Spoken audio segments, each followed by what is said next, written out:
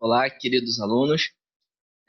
Queria dizer que eu estou já me sentindo bem melhor já. Agradeço a todos aí pela compreensão. E hoje a gente vai começar agora, né? Vamos começar, não, na verdade, vamos retomar essa parte do estudo, né? Acerca das leis de Newton. Passei já um material para fazer uma revisão para vocês e hoje a gente vai continuar. Um tópico extremamente importante. É importante a gente aprofundar o estudo acerca de leis de Newton. Então, eu vou retomar aqui fazendo uma breve revisão acerca das três leis de Newton e depois a gente vai ver alguns exercícios clássicos, né, resolvidos. Vamos resolver alguns exercícios clássicos, comumente aí vocês vão encontrar nos livros aí para estar resolvendo, ok? Então vamos lá. Vou desligar aqui meu vídeo e vou passar para a apresentação, ok?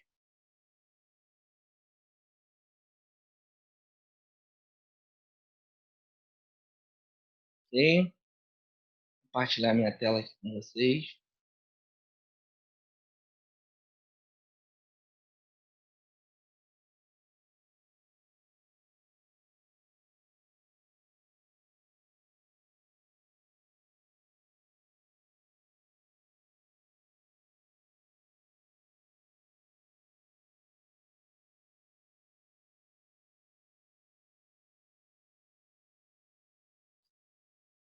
Fazer o procedimento aqui de novo. Deu algum problema? Sim. Ok. A tela.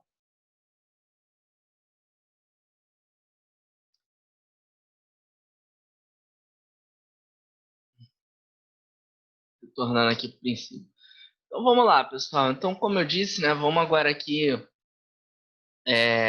retornar essa pegada da lei de Newton. Eu fiz aqui uma breve revisão acerca das três leis, né?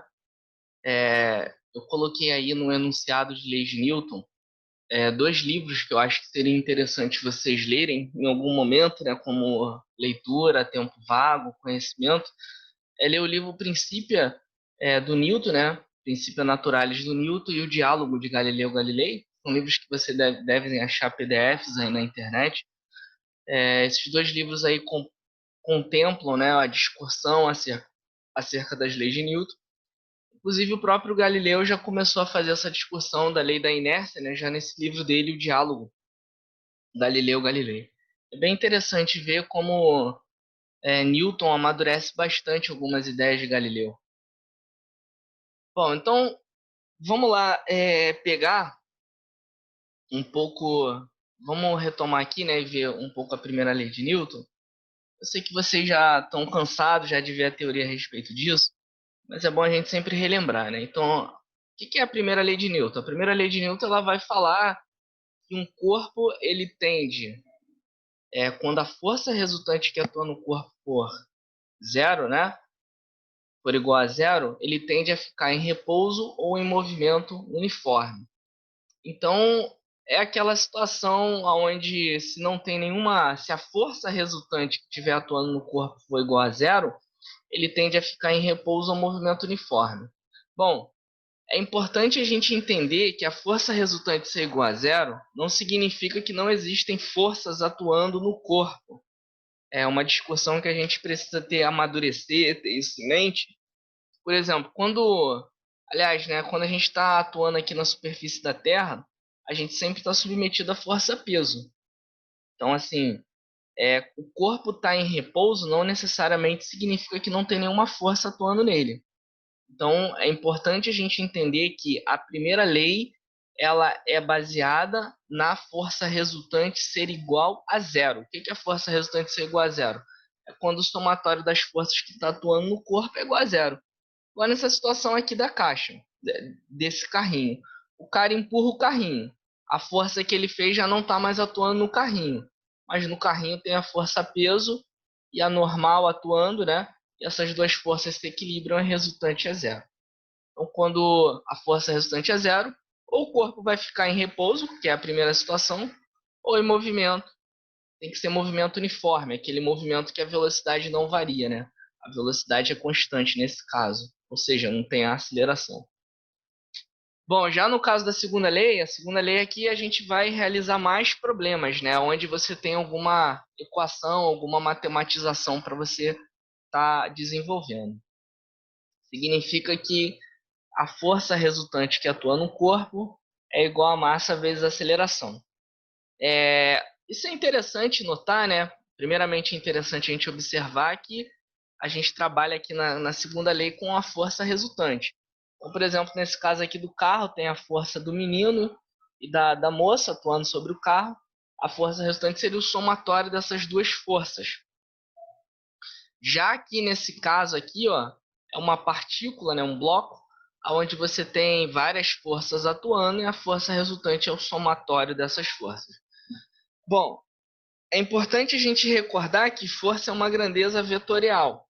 Então, quando a gente for fazer a força resultante, que é o somatório das forças, a gente vai ter que aplicar regras de vetores. Se as forças tiverem a mesma direção e sentido, somar elas é somar algebricamente os valores numéricos. Se não tiver, vai ter que aplicar uma série de regras. Uma outra coisa que é importante a gente entender também é que a força resultante ela é a derivada da quantidade de movimento, né, em relação ao tempo, porque a quantidade de movimento é massa vezes a velocidade. E aí, se a gente deriva essa expressão, a gente vai chegar na derivada da velocidade, a massa aqui não varia, na derivada da velocidade, que vai ser igual à aceleração. Bom, a gente vai trabalhar um pouco melhor com essa grandeza ao longo do curso, quantidade de movimento, mas é importante que a introdução da grandeza força, né, propriamente dita, força resultante, ela vem a partir dessa grandeza quantidade de movimento, ok? Bom, e a terceira lei de Newton, uma lei bem conhecida, né? As forças de ação e reação em dois corpos distintos apresentam módulos e direções iguais, porém com sentidos opostos. Então, nesse caso aqui, uma bola batendo numa parede, essa bola vai fazer uma força nessa parede e a parede vai fazer uma reação sobre a bola. Essa reação vai ter o mesmo módulo, vai ter o mesmo sentido, nesse caso horizontal, mas vai ter a mesma direção, né? Horizontal, mas o sentido vai ser oposto. A força que a bola faz na parede está para cá e a força que a parede faz na bola está para cá. Bom, algumas observações acerca da terceira lei de Newton é o seguinte. Primeiramente é que a ação e reação ela atua em corpos distintos. Então, isso aí explica porque quando você está nadando na praia, né, se você, por exemplo, lá pegar o seu cabelo, você não consegue manter o seu corpo ali flutuando se você segurar na sua cabeça, na própria mão.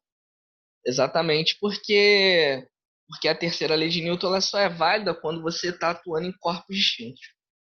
Outra coisa importante é que a ação e reação ela, ela necessita, né, que os corpos elas são interações de mesma natureza. Nesse caso aqui, essa força que a parede faz na bola, e que a bola faz na parede é da mesma natureza. O que isso significa? Existem, é, existem interações fundamentais na natureza, como a gravitacional, por exemplo, e a atração entre massas. Existe a interação eletromagnética entre os corpos, né? Então é importante a gente entender que ação e reação são sempre da mesma natureza, né? Então, nesse caso aqui, seria uma força de contato. Então, elas têm a mesma natureza. Bom, para fechar esse estudo da teoria de leis de Newton, é importante a gente relembrar esse conceito de equilíbrio e repouso, que acaba confundindo. A gente acha que o corpo está em equilíbrio quando ele está em repouso, e não é necessariamente isso que acontece. A condição de equilíbrio é quando a força resultante que atua no corpo vale zero. E se a força resultante que atua no corpo vale zero, isso significa que a aceleração do corpo é zero, mas se a aceleração é zero, ele pode estar em movimento que uniforme. Então, quando a gente fala de equilíbrio, significa que a força resultante que atua no corpo é zero, né? E aí significa que ele pode estar parado em equilíbrio, ele pode estar parado em equilíbrio, mas não necessariamente ele está parado em equilíbrio. Ele pode estar em equilíbrio, mas a força resultante que atua sobre ele é zero. Já quando o corpo está em repouso é quando ele está parado mesmo, ele está parado, ele não varia, ele não tem velocidade, a velocidade dele é zero. Bom, nos próximos vídeos a gente vai fazer alguns exercícios clássicos acerca de leis de Newton, envolvendo essa teoria e a teoria de movimento que a gente tem visto. No mais, até o próximo vídeo, pessoal. Qualquer dúvida, podem comentar lá na sala de aula, comentar no Google Classroom, perguntar ao monitor. E mais uma vez agradeço aí vocês.